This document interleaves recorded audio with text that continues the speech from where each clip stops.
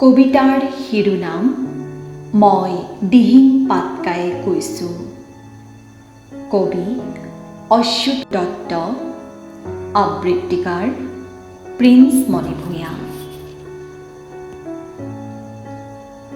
আজি মই অনিচ্ছাকৃত দাসত্ব স্বীকাৰ কৰিছোঁ।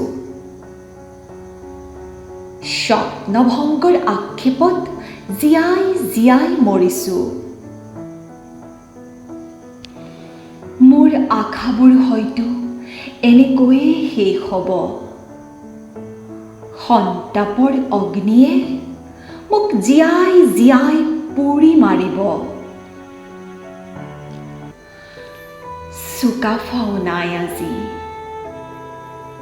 বহু দিনৰ আগতেই তেওঁ যে সমাধিস্থ। অতীতৰ ভুলৰ বাবে আজি ময়ো বাৰুকৈ মতিভ্ৰষ্ট।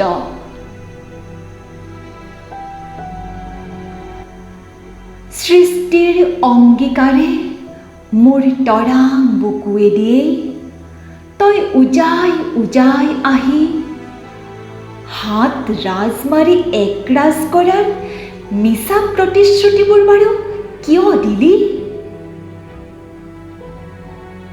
মোৰ উমাৰ আবেগৰ প্ৰেৰণাতে তহঁতে ন সাজ পিন্ধিলি। মোৰ সন্তানৰ পিঠিত বগাই সোণৰ অসম গঢ়িলি। কিন্তু আজি কিয় মোৰ সতীত্ব শৰণত জঁপিয়াই পৰিলি?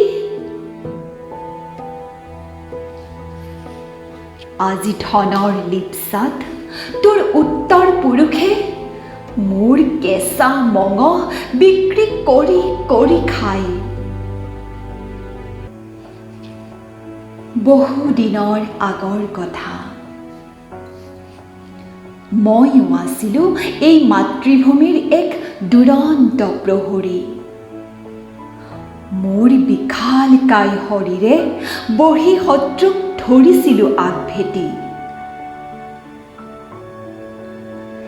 সেইবোৰ আজি হ'ল অৰ্থহীন অতীত, অনুভৱে ঢুকি নোপোৱা নিৰস অৱশিষ্ট।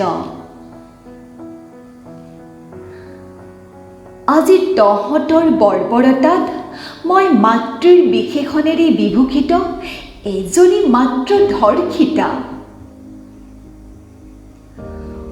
মোৰ গৰ্ভস্থ বিক্ৰী কৰি তহঁতে গঢ় দিয়া মই আজি সমাজৰ অনুতপ্ত পতিতা। তথাপিতো নিশ্চুপ হৈ সিঁচি যাওঁ মোৰ হৃদয়ৰ চিৰসেউজ বতৰা। তহঁতেতো জান মোৰ গৰ্ভতে যে তহঁতৰ সৃষ্টি। আজিও প্ৰতিটো উশাহতে অনুভৱ কৰিবি জীয়াই থাকিবলৈ প্ৰতি পলে এৰি দিয়া মোৰ বিশুদ্ধ আশাখিনি। কিন্তু আজি মাতৃৰ মৰমক তহঁতে কিয় হেতালি খেলিলি? সৌখন দেখিছ? সৌখন মোৰ সোঁবক্ষ, চিৰসেউজ জয়পুৰ। সেউজীয়াৰ আৰফালে অসংখ্য বন্য হস্তীৰে ভৰপূৰ। কাবৌ কৰিছোঁ কাঢ়ি নিনিবি সিহঁতৰ সেউজীয়াবোৰ। মাতৃশোকত জৰ্জৰিত সিহঁত, আনিব পাৰে ভয়ংকৰ জীৱন সংকট। আজি উজনি দিহিং নদীৰ হতাশাত কৰুণ বিননি। তিৰক বৰ্ষাৰণ্যৰ চকুলো কোনেনো দিব মচি? ৰুগ্ন জয়পুৰে কিমাননো থাকিব তহঁতৰ অবৰ্ণনীয় অত্যাচাৰ সহি? অহংকাৰী জীৱশ্ৰেষ্ঠই ধ্বংস কৰিব নেকি পূব আমাজন খ্যাত ইতিহাস গৌৰৱ এই ত্ৰিমূৰ্তি। চাচোন চা, সৌবোৰ জাকে জাকে বন্য হস্তি। আজি দুচকুত সিহঁতৰ কেৱল অস্থিৰ ভাৱমূৰ্তি। গৃহহীনতাৰ হতাশাত ক্ষুণ্ণ আজি সিহঁত। সেয়ে ভয়াৱহতাক নেওচি সিহঁতৰ প্ৰৱেশ মানৱৰ গৃহত। সৌৱা চা, ভগ্ন হৃদয়ৰ শতাধিক পখিলাৰ প্ৰজাতি। সন্মুখত নিশ্চিত মৃত্যু, কিন্তু প্ৰতিবাদৰ ভাষাই নাজানে সিহঁতে। আজি মই গিবন, হলৌ আৰু কলা ভালুকৰ সংগমস্থল। খঙাল বাঘিনী আৰু মেকুৰী মাহী।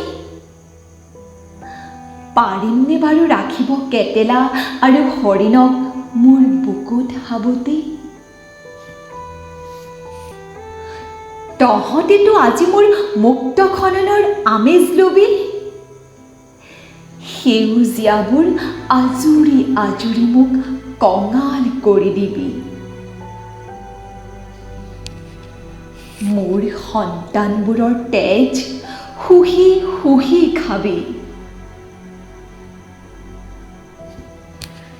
এবাৰ মাতৃৰ অনুভৱেৰে নিজকে অনুভৱ কৰিবি। সন্তানহীনতাৰ শূন্যতাবোৰ তেতিয়াহে বুজি পাবি।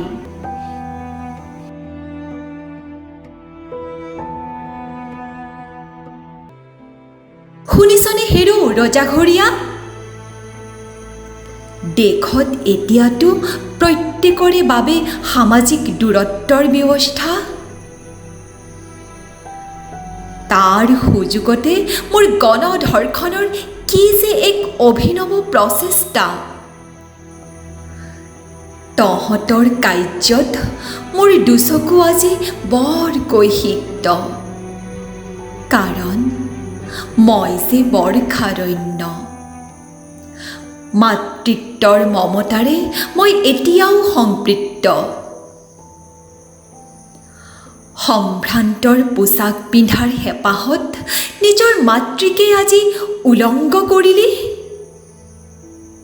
জাননে, মোক হেৰুৱা আক্ষেপত কান্দি উঠে আজি তোৰ নাতি পুতি।